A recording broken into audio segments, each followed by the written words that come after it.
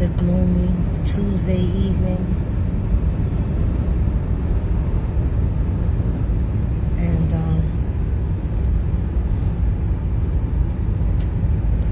I feel some type of way. I'm gonna shout my sisters out. Thank you for going through this process with me. And they go through it with me because they going through their own shit. You know, it's life. Everybody go through their shit. And I'm telling you, when I be on the other end of the phone going the fuck off, you know, just the patience that they have with me through this process. Yes, this is a lot pertaining to Mr. G. Yes, it is. Excuse me. Yes, it is. And this is a process for me. And you're more than welcome to click right the fuck off if you're not interested. You know, it's all good. It keeps going. I'm doing all this shit as a stepping stone for me to try to heal. And maybe we can help each other. Y'all have been helping me though, honestly. The inboxes, the DMs, the phone calls, the texts, they are very helpful. And they don't be fucked up. You would think that they would be fucked up. Like, yeah, fuck that nigga. It's not like that at all. It's very inspiring and helpful. And so let me fast forward to the present moment.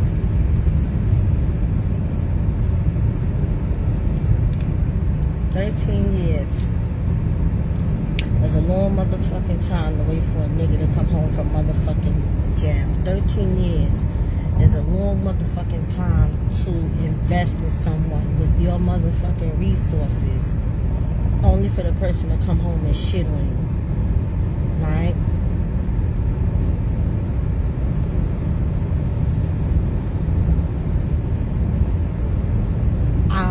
Let me give you two sides of the same coin. Mine and what I believe to be his perspective. When we started having disagreements, we started having disagreements because, well, there was a number of things that came into play. For one, it started with him going through my phone, looking through my phone. I didn't have a lock on my phone. I didn't have no code or nothing on my phone. Even when his return, I didn't have those type of concerns or worries, so I didn't put no lock on my phone. He went through it. I found nothing, but then it became, I'm social media famous. And we would argue over screenshots and pictures that he would have taken from my page, saved in his phone, and would call himself confronting me about it. Okay. He would confront me about it, and it was nothing to hide. So whatever the story was behind the picture, I told him the story. Now, here's the thing. Anytime I went out, it was always with a group of people, consisting of men and women.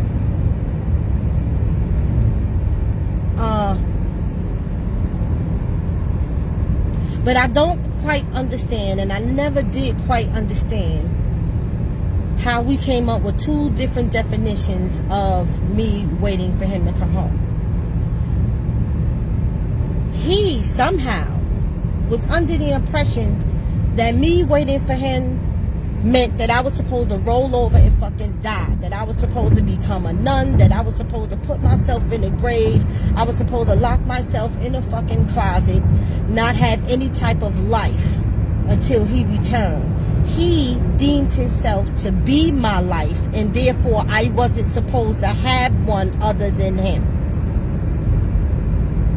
Meanwhile, the whole 13 years, I made every motherfucking commissary.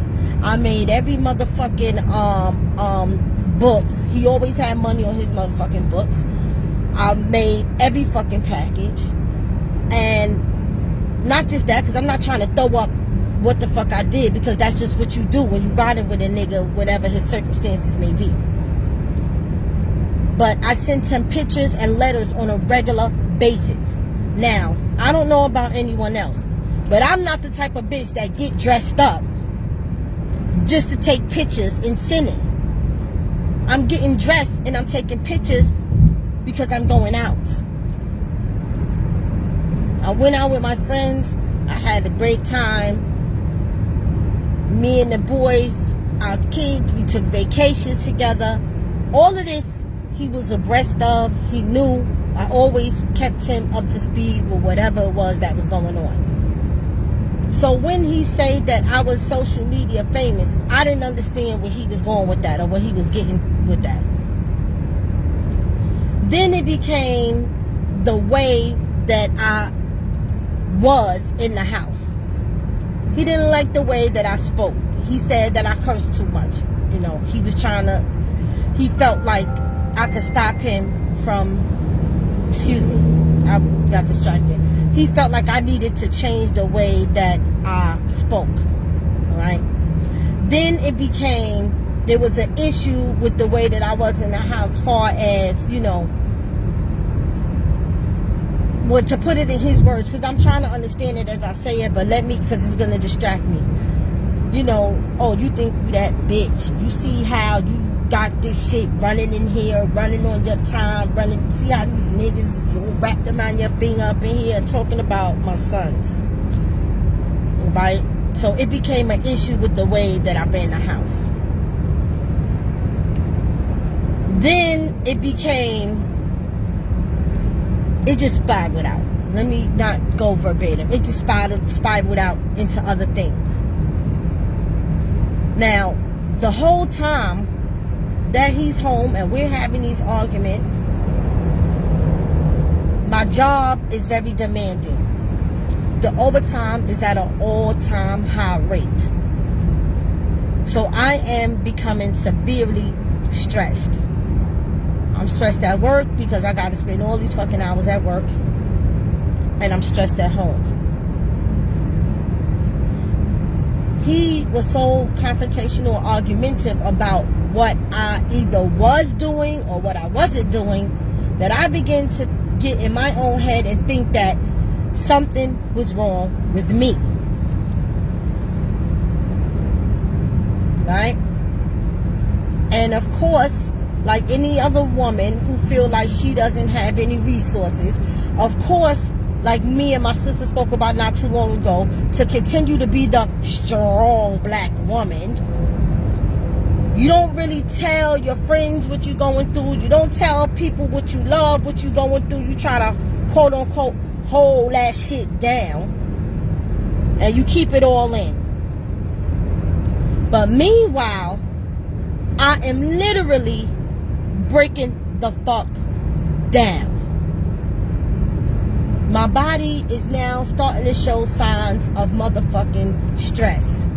To the point that now, every other week, I'm making a doctor's appointment to see my fucking doctor.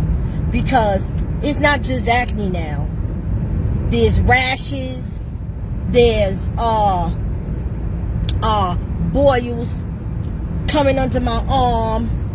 There's severe headaches, like migraines and shit that I never suffered from. There's shortness of fucking breath. All of these things that keep coming, going on. It's changing. It's changing. My body is changing right before my motherfucking eyes, and I don't even fucking understand why. But I'm making these doctor's appointments trying to understand what the fuck is going on, because I'm thinking it's something physical. Until my doctor very gently told me, you had a complete physical, Miss Briggs. All of your tests came back great. All your vitals are great. Your blood work is fine. There is physically nothing wrong with you. So with staying professional and trying not to be disrespectful, here's what I suggest. That you may be suffering from signs of stress, and that these things that's coming up, because they're visible, I see it, and I'm sending you for treatment for it. But these are signs of stress. Your body is under severe stress. And what I'm going to ask you to do is two things. Number one, you have to find a better way to manage your stress. So you either have to find a workout regime, dance class, something to manage your stress. And also consider seeing a therapist. You're not disclosing to me what is going on. I don't know what's going on, but I can tell you that if all your tests are coming back fine and it's nothing physical, then it has to be stress. All right. So my sons now is feeling away because they're saying, Ma, I want you to leave the job. Ma, the job is doing things to you. Ma. You know, it's a job. And I bought that for a while because I knew I was stressed at work. But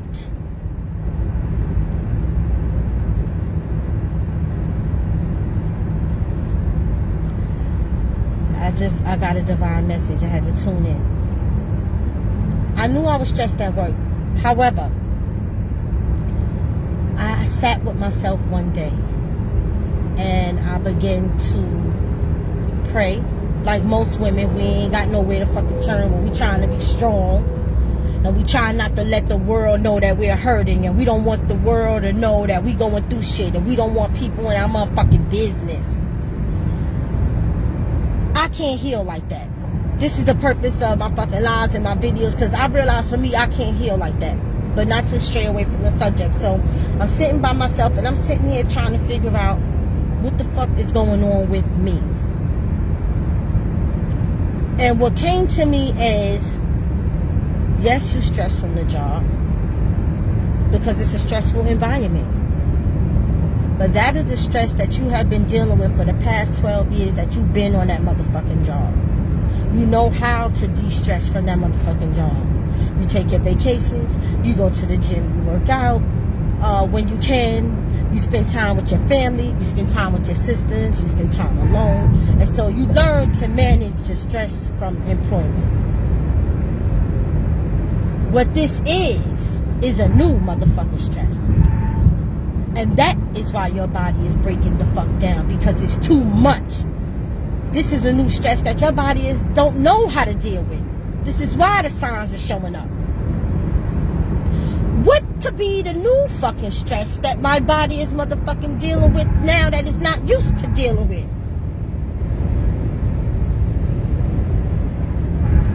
But a nigga.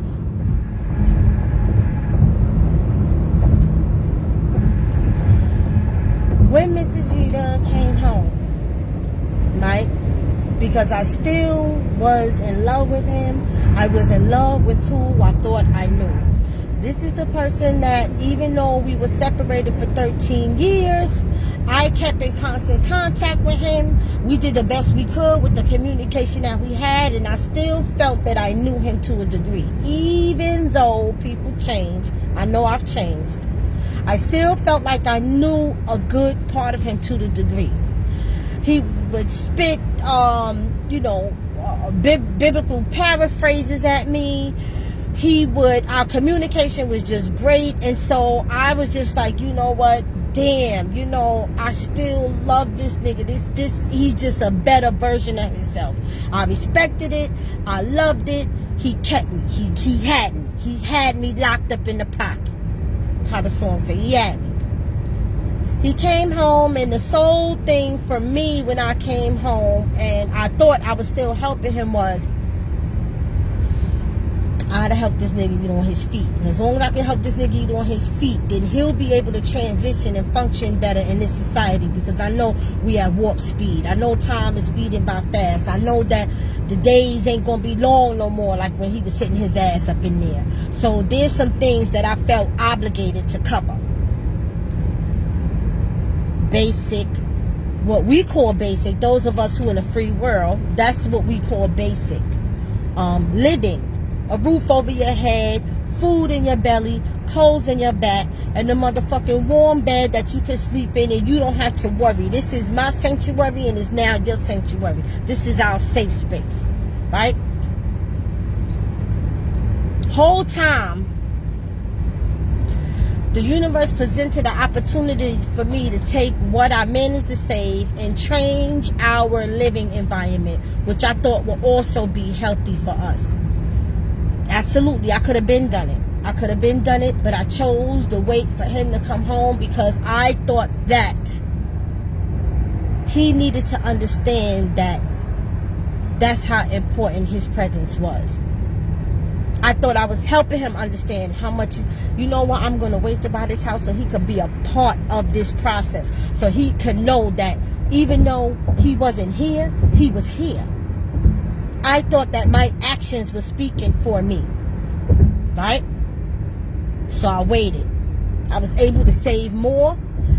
I had a couple of friends of mine, right? Sisters, let me say, who came to me and said, T, look, this is an opportunity that was presented to city workers and a member of service when it comes to your savings. So here's how you can do this. And you know what? I did it. I did it not just for our, for me and him, for our children, for our family, for our foundation. I did it. Bust the move. Boom. Got the motherfucking house, right? Then a couple of weeks later, I said, well, you know what?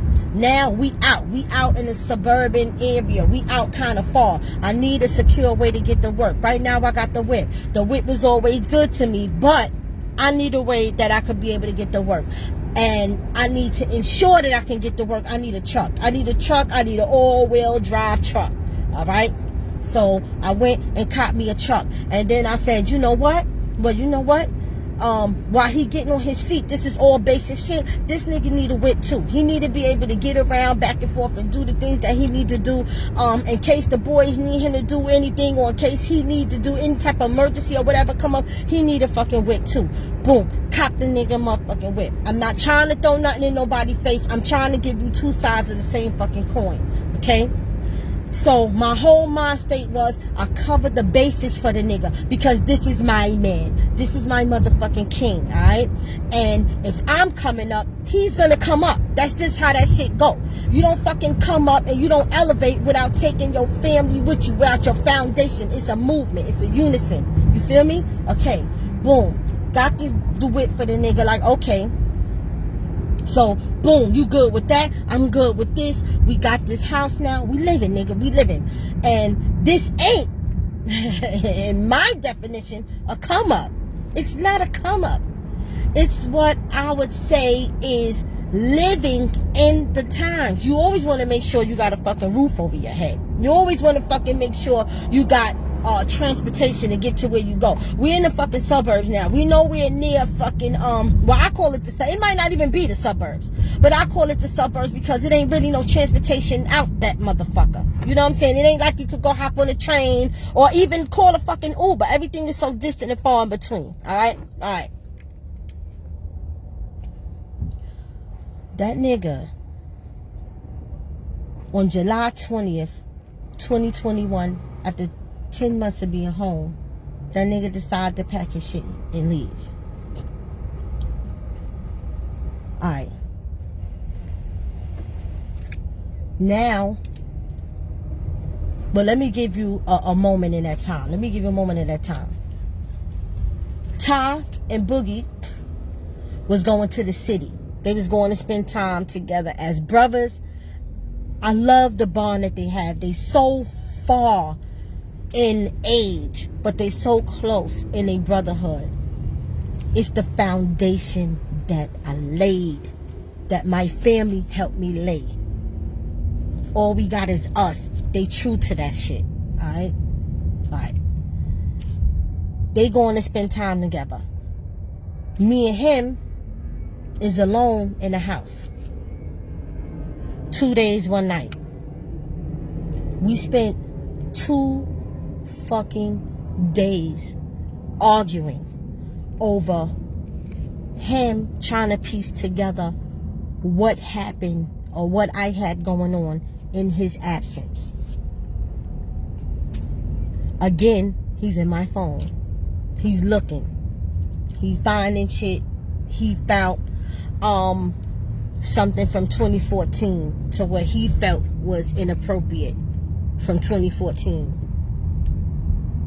There wasn't no pictures. There wasn't no sexual text. But regardless, whatever it was, from 2014, he going off that. He cursed me out.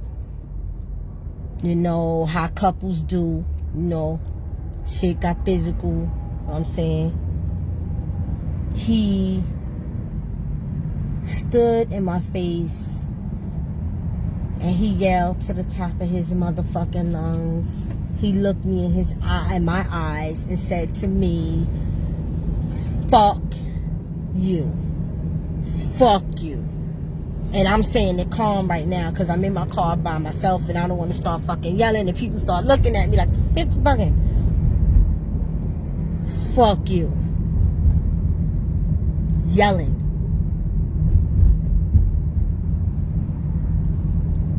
That's what broke me. That is what fucking broke me.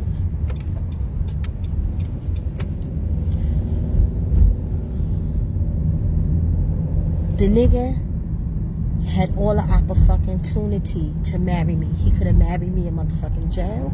He could have married me as soon as he came home. He could have married me before he went to fucking jail because we got a fucking history. Let me tell you something, baby. I'm not focused on the marriage part. I'm saying that to make a point, and my point being, I was never obligated to that motherfucking nigga. I wasn't obligated to him. I wasn't even a fucking wife. A wife have a dually obligation to her motherfucking husband. A wife. I was a baby mama. I wasn't obligated to you, nigga. But I was loyal to you. Because that's just who the fuck I was. That's who the fuck I am. The foundation, who you were, what we built before you even left and got caught up in that bullshit. That was the foundation for our history, and that's what kept me loyal. Because I came out of a tumultuous, fucked up relationship with Andrew. Alright? And nigga, you pulled me out with your motherfucking cape on. And I loved you ever since then.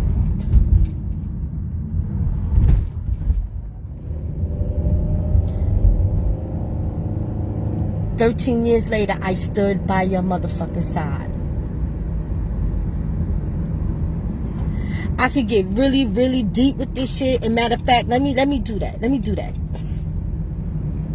13 years ago, he made a fucking decision that wasn't conducive to our lifestyle. And it showed no fucking loyalty to me. It showed no love for me. Or our fucking sons. It didn't. But when you live a certain fucking life, you make decisions, and, I mean, you're not perfect. Alright, you know what, fuck it. I'm gonna ride it out with this nigga because this is my nigga. That's just it. And I rode it out with that nigga. All the way to when he came home. Fuck what I provided for the nigga. The nigga manipulated the whole fucking situation. There was a time when there was a disconnect between us. You never told me about it. You never told me about the fucking disconnect. You never sat down with me and told me that, listen, B.T., listen, I love you and everything, and I don't want to take away from the love that I have for you, but you know what? I'm not ready for this. Maybe. I don't know. You know, this just is not what I wanted, or maybe, you know, 13 years is a long time, T, and I'm just at, you know, I need a little time still to get my shit together, or, you know how couples talk. You know how the fuck you with a motherfucking nigga and everything ain't what the fuck you wish it could be. Ain't no fucking relationship a fucking fairy tale. You know what I'm saying? But when you loving somebody, you have a certain level of understanding, and you do the best what you could with what the fuck you got.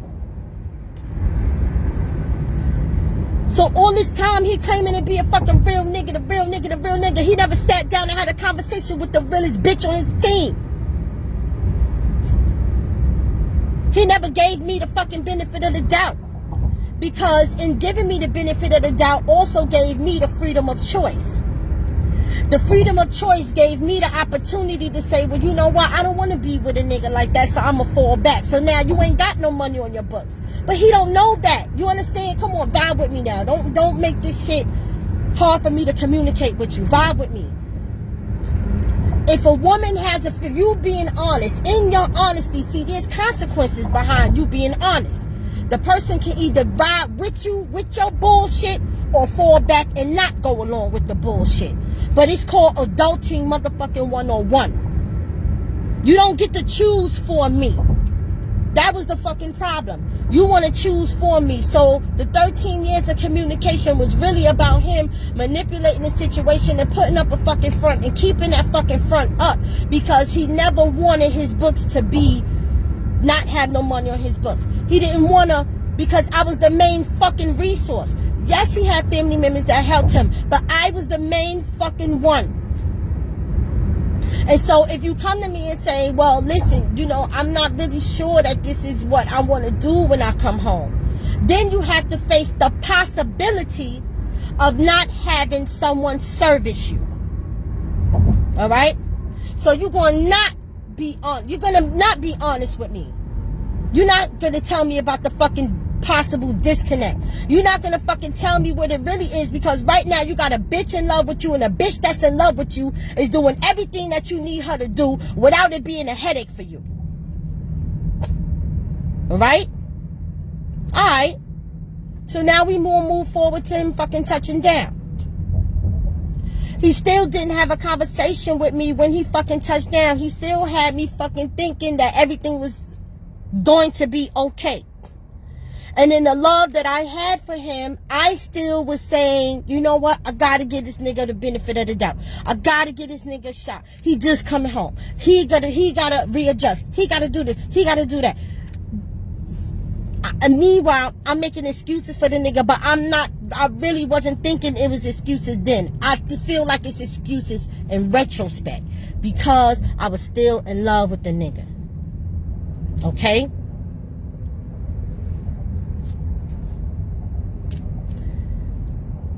I'm thinking that I'm helping him.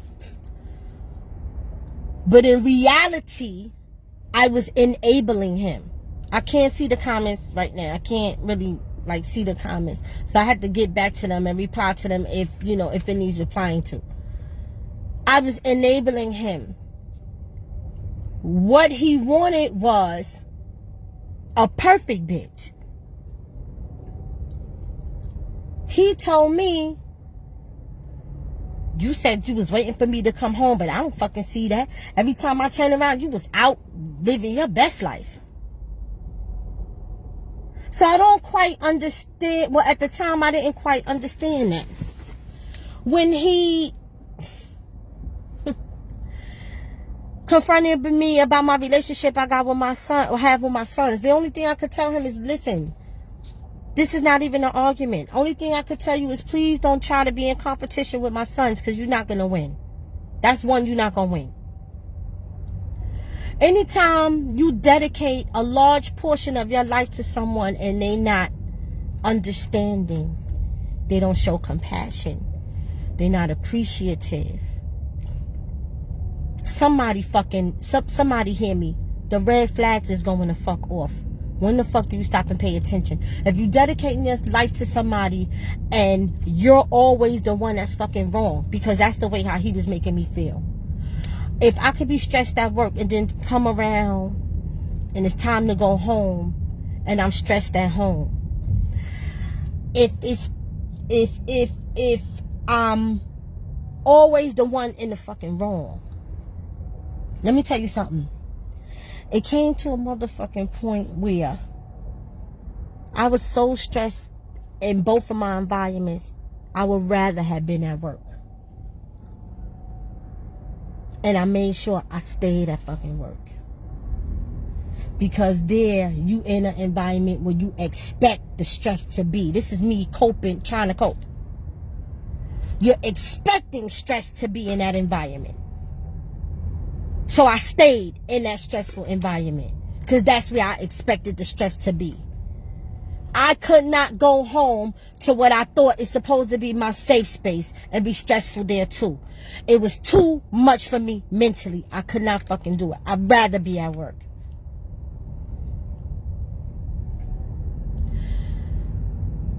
What he never understood or took the time out is to meet and understand the woman that I become. I personally feel like he don't like the woman that I became. The woman that I became possibly was too independent. I wasn't codependent on him, or so he thought. He don't even really know, right? Because being in love, in a relationship, to a degree, there's like a codependency, there is, right? All right. He didn't take the time out to get to know me. But his perception of me is what he didn't like. And his perception wasn't just the independence. It was the strength that I've had, that I've grown into, the woman that I've become. He don't like her. He don't care for her. Because that woman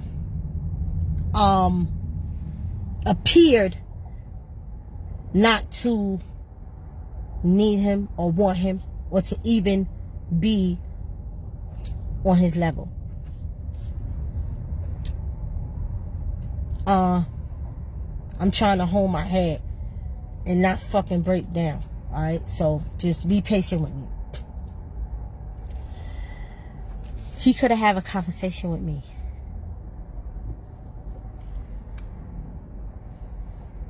Let me tell you how real this shit got for me. Sometimes shit go on between couples and y'all know this. The shit is unspoken. It ain't for nobody else to know. It ain't even for you and I to say out loud. It's just kind of like a silent agreement. Many times I had a conversation with myself in his absence, and said, T, what if the nigga come home and cheat? Is that something that you feel like you could deal with? Is that something that you feel like you can handle? I reasoned with myself and said, yo, check this out, T. The nigga been going for 13 years. When he left, he used to have his little jealous ways when you would wear tight jeans or you would wear a mini skirt. You know, that boyfriend shit, like, fuck doing. You know what I'm saying? So now that bitches is out there in damn near lingerie or in lingerie, all out, ass out, titties out, flossing they shit. How you expect a man to react to that? That all the bitches that's usually in a magazine is now out in personal. And if he get the opportunity to fuck, are you really gonna feel some type of way if he do that? This is me with me now. And I'm saying all that to say is, I've had many realistic conversations with myself about the possible outcome of our situation. How I think I could be able to deal with it. And I'm saying how I think I could deal with it because we could have it in our mind all the fuck we want. You really don't really know 100 until you in the motherfucking situation. Till you're in it. Alright? So I'm thinking of all the possible outcomes because all I know is that I love this nigga and I want my family to work. So I need to try to figure out as an adult and as a woman, what's the boundaries? What I'm willing to put up with and what I'm not. Saying that to say, the nigga never was man enough to sit down and have a conversation with his bitch and say, babe, this is what I need. Babe, I need more time. Babe, I need to fall back off this. I thought this is what I wanted, and I do want it, but maybe it's not now. Whatever the fuck. I don't know what it was he was thinking. I'm going off of his actions and how he treated me. Whatever it was that he wasn't okay with, that was causing me to be the enemy of the state. Whatever he saw in me that he could not fuck with, he never gave me the benefit of the doubt to sit down and have a conversation with me as his partner to say, let me put all my shit out on the motherfucking table. Instead, he kept making decisions for me. He kept selling me a dream that we had hope, knowing that we fucking didn't. He was doing it based off of how I felt for him, not how the fuck he felt for me. Because in retrospect, this whole fucking relationship was one-sided. We sustained the 13 years because of me, not because of him. I was doing wife shit for a nigga I wasn't even motherfucking married to. I obligated myself to that nigga. And so this is why I can't be but so mad at him. I'm taking accountability for that. I'm taking accountability. Because I could have left that nigga behind that motherfucking gate. Never sent a letter, never sent a picture, never sent no more. I could have left that motherfucking nigga there. And at the end of the day, who the fuck could be mad? Who the fuck could say what? Who? Who? When it's not their motherfucking life or their fucking situation. Who could tell me anything? But I didn't do that. And I have to take accountability also for the choices that I made. And I did that. And I done that. And with all of this shit I got built up in me, the way that I felt, the way that nigga broke my motherfucking heart. When he took his shit and he left, he didn't go to his family. Well, his other family, let me say. He didn't go to his mom's house. He didn't go to his brother's house. He didn't go to his cousin's house. That nigga got on a motherfucking flight and went all the way back to the motherfucking West Coast. Okay?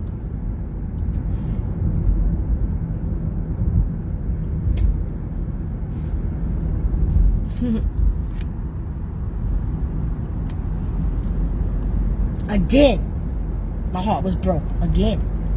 That's if I'm just keeping it a buck. I ain't got nothing to fucking hide at this point. When I found out he was over there, my heart broke again. And I had to ask myself, yo, T, how many times you gonna let this nigga break your ass down? Cause let me tell y'all something. That ain't the first motherfucking time he left. But all line. Let me tell you something. Before we moved into the house, he left me twice. Right? We was not getting along, you know. He would pack his shit, okay? And he would go to his aunt's house, right? And it bothered me, but I kept reasoning with myself, saying, well, you know what? He got some shit he got to work out, but he going to work it out and we'll be okay. So he would leave and he came back.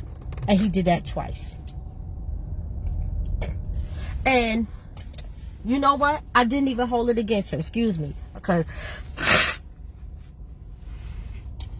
I'm trying to hold my head. So, Alright, cool. Excuse me. So, he did that twice. The third time is when he got on that plane. So let me tell you how my mind is going now in retrospect. And I know I'm taking up a lot of y'all time, and I apologize for that. All right. But this just, I got to get this shit off me. The third time he left, he got on a plane and went to the West Coast. All right. Now, here's how my mind is spinning. Spinning when this nigga spent me. Alright. First of all, technically, this the fourth motherfucking time you left me, nigga. You left me 13 years ago when you decided to make a decision that will alter our fucking family dynamics, our lifestyle, and compromise our love and our relationship. You left. You made the decision that will cause you to be taken away from us. Even then, you was making motherfucking decisions that was solely for your fucking benefit. You never once thought about anybody else. How you going away would affect your mom, would affect your children, would affect the girl that was in love with you. You never thought about that. But you know what? When you dating street niggas, you know sometimes that it's consequences. Well, a lot of times it's consequences behind the fucking decision making. And so it's nothing you could do about it. All right? I chopped that shit up to the game. I said, you know what? All right. I was pregnant. He was gone in our pregnancy. I had to make a decision right then and there if it was going to be me or him. I chose him and I stayed. I stayed and I thugged that 13 years out with that nigga. He come home. We not getting along. He left me. He came back. He left me. He came back.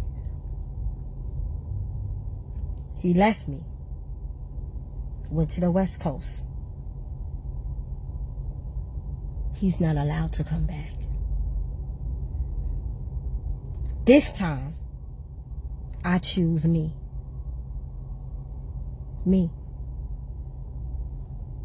I know what the fuck I deserve. I know my worth. I know my value. It ain't that much loving a nigga in the world that I'm gonna love a nigga more than I love myself. I'm putting myself first. He don't even gotta understand it anymore. Nobody better not fucking come to me with that bullshit about if you really love a nigga. Fuck you, your opinion, and whatever the fuck you think and whatever the fuck you feel about my situation. I love me. I'm not going to keep hurting myself. I'm not going to keep putting myself in a position to be hurt by somebody that's supposed to love me. Somebody that's supposed to care for me. Somebody that's supposed to be there for me like I've been there for them. See, the real shit about the situation is that nigga ain't obligated to me either. Regardless of what the fuck I did for him or with him, he's not obligated to me. He's not obligated to be with me if he don't want to be with me. But after our history and all that we've been through, he's obligated to tell me the fucking truth about whatever the fuck it is that what he going through, and allow me and him to make a decision on what is it that we need to do to either make or break this thing. He's not the fuck allowed to re-enter into the foundation that I created to be safe and loving for him and break that shit the fuck down and try to break me down in the motherfucking process, because the reality is he's at war with his motherfucking self, but he's choosing me to be an emotional punching bag because I love him. He's taking advantage of the love that I have for him. He's taking advantage of the situation, and he's using me as a fucking scapegoat. But whole time I'm supposed to keep showing my undying love, and I'm supposed to keep being loyal to somebody who is making a conscious decision to hurt me.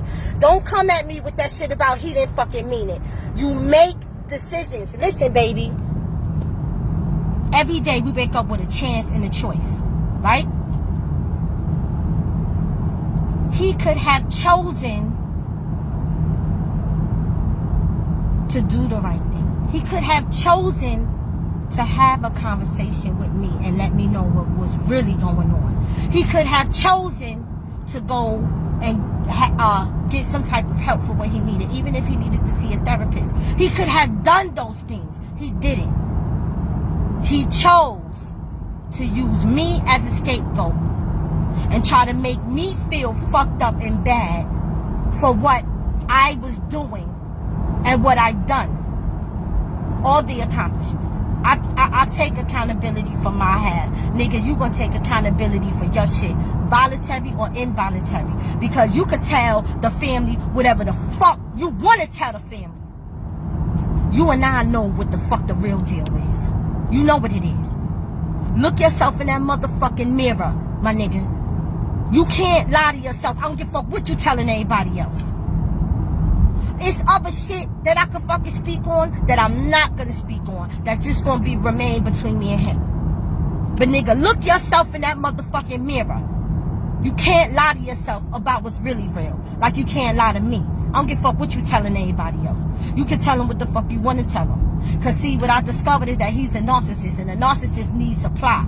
You know what I'm saying? And what he do is he feels he needs a lot of outside validation. All right, he suffers with insecurity issues, and so the outside validation, he's gonna tell people outside of him his version, but he's gonna twist it because he needs the supply of support and validation from the outside. He don't want to feel fucked up about what he did because his ego is not gonna allow that. So in order for him to feel better about what he did, he's going to twist the story some so that he can have somebody to validate him from the outside. Nah, my nigga, you good. Nah, my nigga, fuck that. See, that's her bag. You understand what I'm saying? He needs that type of validation in order to feel better about the bullshit that he did, in order to feel better about what the fuck he tried to do to me. And I'm saying tried because he's not allowed to come back. I'm not allowing him back to me. His access to me has been revoked because I need to save myself. I need to help myself. I started breaking the fuck down. No motherfucking body outside of yourself. No human outside of motherfucking God is supposed to be able to have that much power over you. They can break you like that. Nah.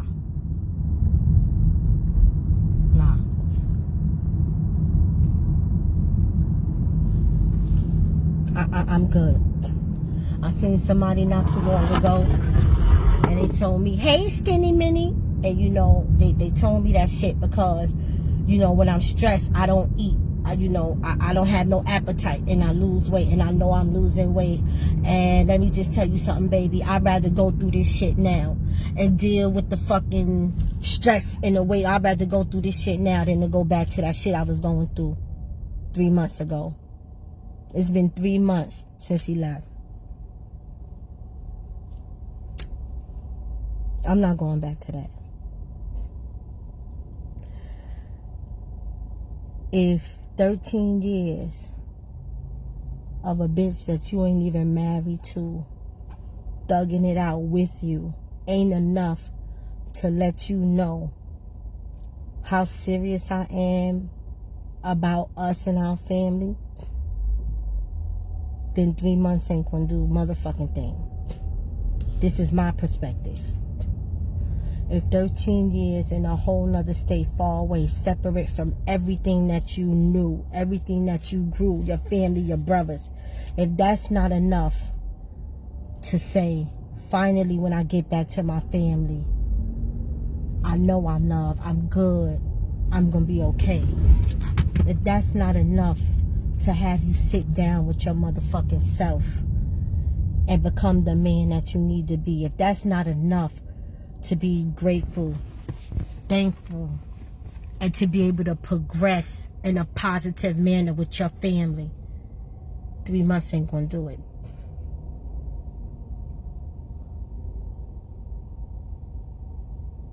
I just ultimately wanted what was best for the nigga because I was in love with the nigga. Now I want what's best for me.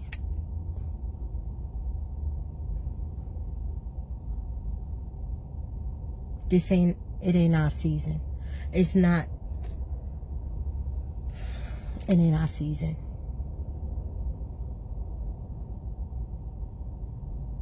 I threw my towel in.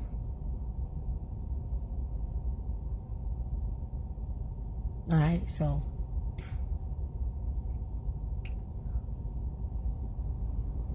that's where I'm at with this shit. That's where I'm at. I'm in a process right now where I'm trying not to be bitter. I'm trying not to be angry. I'm trying not to be hateful. Because I look back and be like, damn, that was a waste of time and resources. But you know what? It wasn't. It was a lesson in it for me. And I'm getting a couple of lessons out of it, honestly. but I'm good.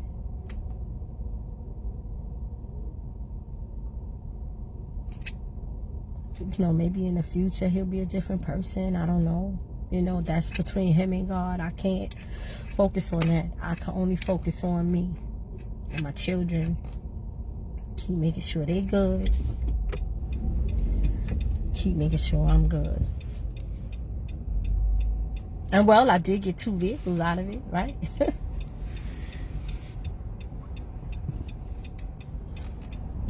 That's what it is.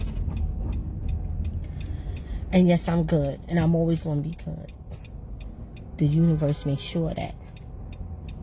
Because anything that I've ever done for him was never out of a malicious space or intent.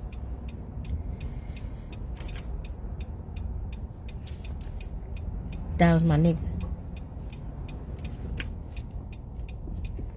I was raised in an era and a time where family was everything. All the shit that family do to each other now, I wasn't raised like that.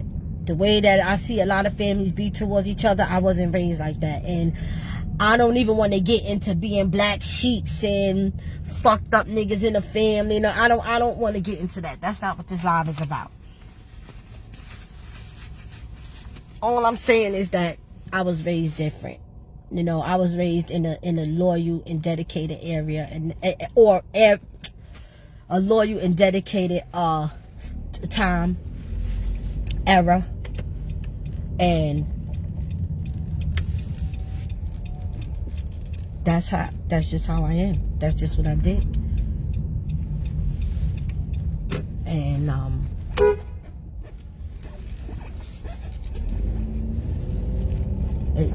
good. I'm good. I have started making plans for myself. Excuse me, y'all. Excuse me. I'm on this new journey. I done set new goals. I have plans for me and my children. I started a business.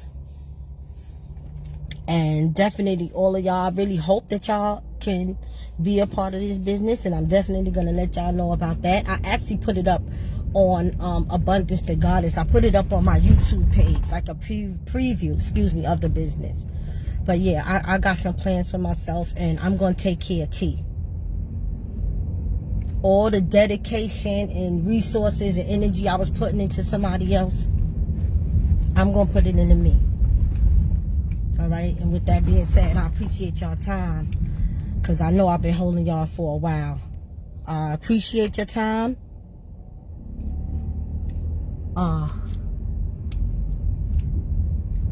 Thank you for hearing me out. I'm going to upload this on my YouTube page. YouTube on some bullshit with me, though. Like, but that's another story. We'll kick it about that later. I'm going to upload this video to my YouTube page. And I want y'all to have a good evening. I'm on my way into the money, baby. Going to the business that pays me, so I can continue to take care of what I need to take care of. Okay. Didn't go on, bitch. So with that, y'all have a wonderful evening, okay?